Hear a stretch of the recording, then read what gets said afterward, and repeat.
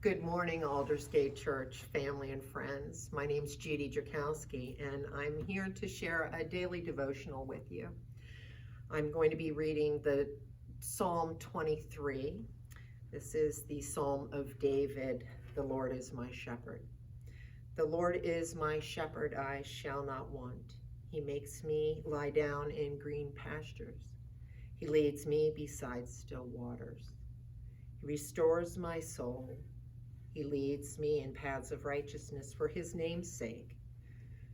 Even though I walk through the valley of the shadow of death, I fear no evil, for you are with me. Your rod and your staff, they comfort me. You prepare a table before me in the presence of my enemies. You anoint my head with oil, my cup overflows.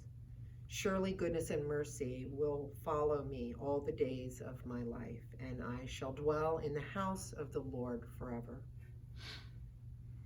In this passage, we see the goodness of God in every circumstance. Even in darkness, God guides us. It is a psalm of comfort. The image of the Lord as our shepherd is very familiar to us. We all understand that the Lord is our shepherd, but what about that rod and the staff that comfort me in verse 4? What about that?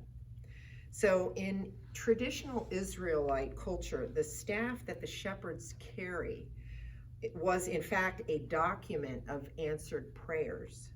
So every time God intervened or responded to the shepherd's pleas for help, the shepherd would make a mark or a scratch on his staff.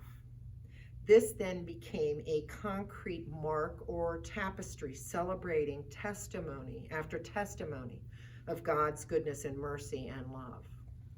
Even in moments of loneliness and despair, the shepherds could look at their staff and be reminded of God's protection and presence. So we, like the shepherds, remember what God has done for us.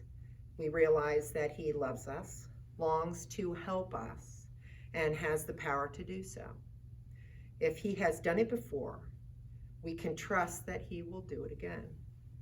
God comforts us in darkness.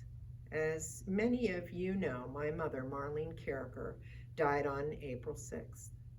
My brothers and I and our families are deeply saddened by this huge loss in our lives. We will miss her forever. She was Mom.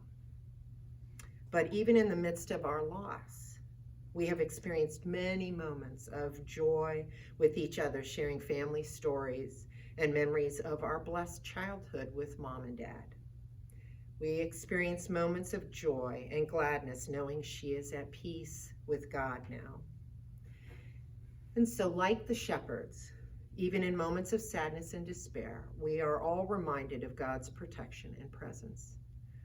I am praying for all of you, this community and this world, that we can rest and feel the comfort of Christ in the midst of this historical health crisis. May God bless you and comfort you. God bless.